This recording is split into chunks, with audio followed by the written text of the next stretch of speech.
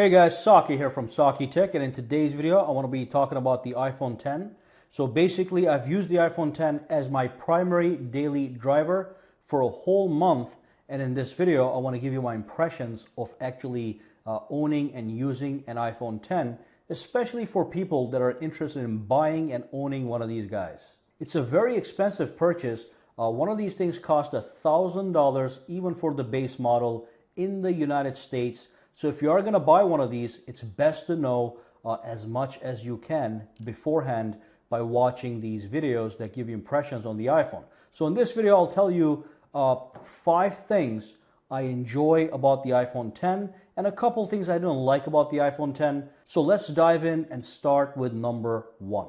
So the very first thing I want to talk about is the Face ID. So the phone is sitting on the table right now, and let's say somebody sends me a text message, it's going to give me a notification. All I have to do is pick up the phone, take a look at it, it's unlocked, then I swipe up to go inside, and my text message is waiting for me. So it works seamlessly, it works flawlessly, and it's very secure. Nobody that I know that I showed this to was able to unlock it using their face, which is kind of obvious. So it's a very secure feature, and also works very seamlessly. Now, it works in all kinds of lighting conditions. The only time you'll have a little bit trouble is under direct, shining, blazing sunlight. Otherwise, it works perfectly in pitch black. It does have an IR sensor. It's got some night lights. It's got a flood eliminator, so it does light up your face at nighttime and unlocks the phone no problem. If you're laying on your bed, you want to check your phone, you can just take a look at it. Boom, unlocks right away. So I am very impressed with Face ID.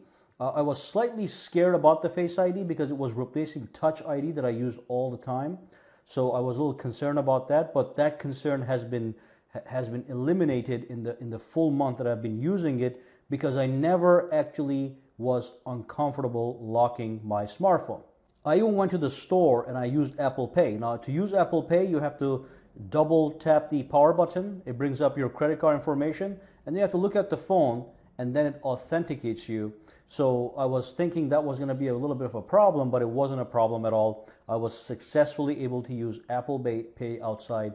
And to be honest, it doesn't look stupid because of the seamless way, the natural way the Face ID works. So like I said, I just look at it and it's unlocked. You don't have to just stare at it or go like this to unlock it. It works very easy. So it doesn't look stupid if you're making a payment outside in front of other people, in case you're worried. The bottom line is the Face ID is a total replacement for Touch ID. You're probably not going to see Touch ID for a while, so don't be concerned about that. Face ID works flawlessly.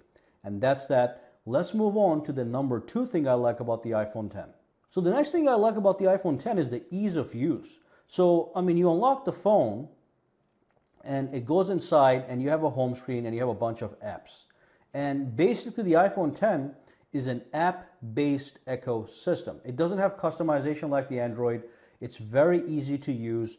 If you want an app, you go to the App Store, you download the app, and you use the app. And most of the apps on the Apple iPhone, on the iPhone, any iPhone to be honest, they're very well made. They're smooth and they're fast, and they have a consistent software experience. So it's an easy to use smartphone as opposed to Android. It also has this thing called continuity. So if you own other Apple products, maybe you have an iPad, maybe you have a Mac, and maybe you have an iPhone. It's the perfect 3 things to have, because these products have a seamless integration with each other. The concept is called continuity. And let me give you an example of what I'm talking about. So let's say I launch Safari right here. I go to google.com, I do some research, and then I realize that the screen size on the iPhone is not big enough for me to complete that research. I can put the phone down, grab my iPad, launch the Safari, and the website that I'm looking over here is already on the Safari waiting for me on the iPad. As long as you enable the function called continuity and handoff, that feature just works seamlessly. And again, if I'm using my iPad, and let's say I'm sick of it, now I have to go somewhere real quick, but I want to continue reading whatever I was doing on Safari on this phone, I just put the iPad down, I pick up this phone, and everything that was happening on the iPad is already on this phone waiting for me. So I don't have to retype anything. It's waiting, it's ready, it's good to go. It's called continuity. Now the feature of continuity applies to other apps. So if I'm using, let's say I took a bunch of pictures with this phone, within seconds those pictures will pop up on the iPad, on the Mac. If you have any other iPhone, it will pop up right there too, as long as you link them all together. Or finally, just one more example, let's say I shoot a video and then I start to edit the video in the iMovie app within the phone. What I can do again is I can put it down, go to the iPad or the Mac, launch iMovie, and then whatever was happening here is already waiting for me. So I can continue doing my work where I left off on the iPhone. So that's a great integration. It works flawlessly among Apple's own apps. So it's easy to use. It's very well integrated with other Apple products. And that's the second thing I really liked about the iPhone. Now let's move on and talk about number 3. So the number 3 is the form factor. So the iPhone has a pretty large screen. It's 5.8 inches, almost 6 inches, yet the form factor on this phone is very small. It's got a nice design, nice form factor, possible to use with one hand. If you have a slightly smaller hands, it might be a little bit hard, but in my case, I've got no problem using this phone with one hand. So I like the form factor. I like the fact that we have a full screen display, minus the notch on the top. Could be bothersome when you're watching a movie full screen. I said this in another video, but when you're watching a full screen movie, when you're watching a movie full screen on the iPhone, it's like looking at a screen, but having a little notch on the side, which is a little bit annoying, but not a big deal. Overall, I like the form factor of the iPhone for the other uses that the iPhone provides.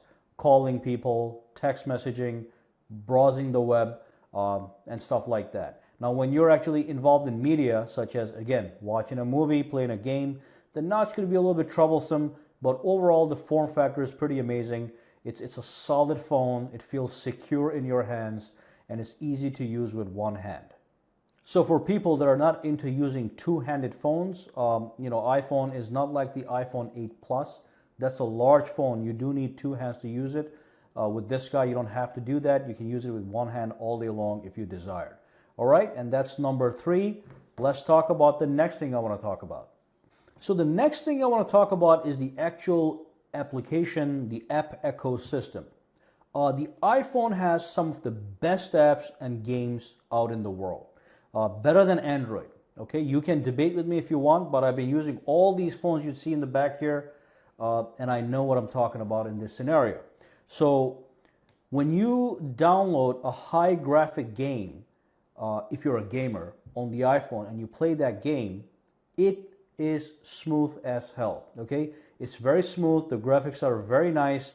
There's no frame rate drops. It just feels extremely polished, and that's for any game, including a lot of games that are exclusive to the Apple App Store. When it comes to apps, both the Google Play Store and the Apple App Store have millions of apps. There's no question about that. But the overall quality of the apps that come from the App Store is slightly better than the Google Play Store. And the thing I'm talking about is, like, most of these apps have this polished smoothness to them. It's all consistent with the software. So if I'm using the software, as you can see, there's no lag. It's very smooth, back and forth, very smooth system. It just feels like it's a one big, well-balanced system. All the apps, the system tasks, everything works the same way. With the Android apps, sometimes you get an app, it's a little laggy as opposed to the one on the iPhone and stuff like that. So that's the other thing I like, the app ecosystem. Again, just to summarize, I think the apps that come out from the Apple's app ecosystem are higher in quality and more polished overall. And if you are a gamer, you're going to get the best games and the best performance out of the actual iPhone. So that's number 4. Let's move on to number 5. Number 5 is the camera. So if you are wondering about, is there a camera out there that's better than the iPhone? No, I mean, there are cameras out there that are equal to the iPhone, but not better. What I say all the time is most of the flagship smartphones we have on the market right now have such good cameras that an average consumer is not going to be able to tell the difference anyway. So whether you own a Note 8, a Pixel 2, or an iPhone, or even an iPhone 8 Plus, and you take a photo on a daily basis, as an average consumer, you're not going to be able to tell much of a difference. So the camera on the iPhone is great, but there's a couple things it does that the other phone doesn't. And one of those things is 4K video recording at 60 frames per second. So 4K is one of the highest quality video you can get, and to be able to record that at 60 frames per second with such smoothness is quite a feat and shows you how powerful this little device is. It does have two cameras. You have a regular camera on the back. You have a telephoto camera that allows you to zoom in 2 times. It allows you to take portrait shots that are great. But overall, it's a great performing camera with the highest video recording capabilities in the market right now. Now, as far as picture quality goes, if you take a snapshot, or as far as nighttime performance goes, it's just as good as any other flagship on the market. But when it comes to video, I've noticed from my tests that the videos produced on the iPhone look kind of better than the other smartphones. And the fact that you have that 4K option at 40 frames per second is quite something to have in case if you're into video recording. If you're not into video recording, it's not a big deal, then don't worry about it. But if you are somebody that likes to take video with their smartphones, understand that you're going to get some of the best video, including best stabilization on the iPhone X as opposed to other smartphones. And that's the last thing I wanted to talk about the iPhone X and the things I personally enjoyed about it as I used it for a whole month. And of course, the only things that bother me about the iPhone is the lack of customization that it has. So when you look at an Android phone, it's very customizable, but when you're looking at these iPhones, they're not customizable. You have home screens and you have apps, all right? And that's all you get. You do get some widgets on a side screen over here that you can edit, but it's no way near as advanced as an Android smartphone, and you cannot modify the home screens, which is a little bit annoying because it feels like it's not your iPhone, it could be anybody's iPhone. All iPhones look the same. But beyond that, I don't have much of a problem. I do have a slight problem with the notch on the top. So like I said, when you watch full screen movies, let's say you're watching a movie on this screen right here, and there's a notch right here on the corner. It could be a little bit annoying. It takes away from the full immersion. One thing I forgot to mention is that the iPhone X does have dual stereo speakers. There's one speaker at the bottom here and one on the top, and the overall voice it generates is really high quality. So it's loud, it's high fidelity. So sometimes, many times, I don't even use headphones with these things, with the iPhones especially. So when you're watching a movie, it sounds great, and when you're listening to the music, it sounds amazing. But again, when you're watching a movie, the notch becomes a slight problem. But yeah, that's basically all I wanted to talk about in this video. Now, I do want you guys to let me know what you think. Drop a comment down below. If you own the iPhone X, let me know the things that you like. If you don't own an iPhone X, tell me why you don't like it. And just drop your thoughts, concerns, comments down below, and hopefully either me or somebody else can answer and help. But make sure to subscribe to SAKITECH. Give this video a thumbs up.